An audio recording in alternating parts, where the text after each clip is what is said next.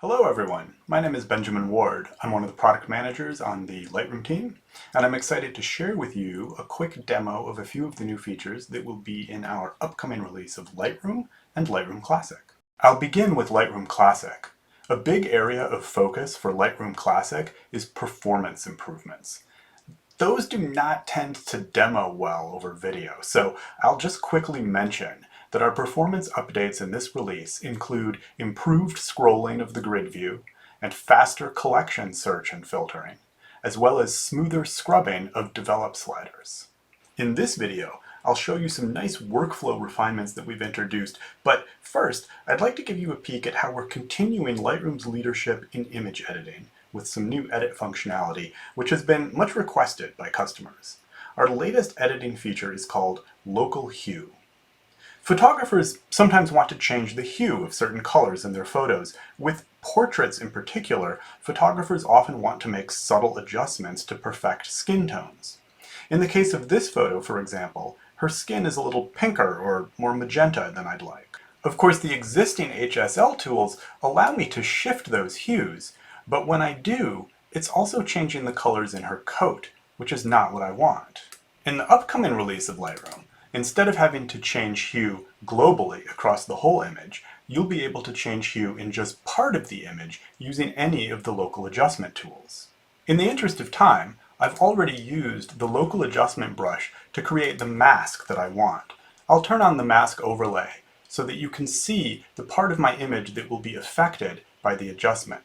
Okay, I'll turn the overlay back off, and now, using the local hue tool, I can adjust her skin tones without affecting the colors in her coat or any other part of the image. But of course, this feature isn't limited to correcting skin tones in portraits. There are countless creative applications as well. Let's take a look at an example where you might want to make a more extreme adjustment. Let's say I want to change the color of these flowers. Again, in the interest of time, I've already created the mask that I want, so that my adjustments will be restricted just to the flowers.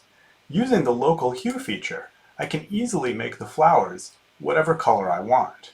So you can see that in addition to refining skin tones in portraits, there are also tremendous creative possibilities enabled by the new local hue tool. Next up, I'd like to show you ISO adaptive presets. This is a cool new feature that's really going to make working with presets even more streamlined. You can now set up a single preset to apply different settings to a photo depending on the photo's ISO. For example, you might want photos with different ISOs to have different noise reduction settings or different sharpening settings. What's especially cool about this is that you don't need to manually define the settings to be used for every ISO. You can specify certain settings for a low ISO photo and other settings for a high ISO photo, and Lightroom will interpolate the correct settings for photos with any ISO value in between. To create an ISO adaptive preset, you select at least two photos with different ISO values and different settings. For example, in this case, I've selected an ISO 100 photo with the noise reduction set to 10.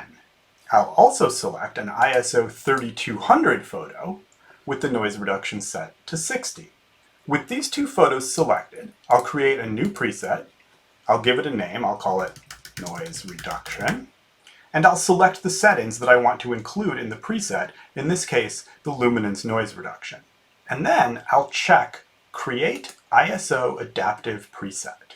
Now, when I apply this one preset to an ISO 100 photo, it will apply noise reduction of 10.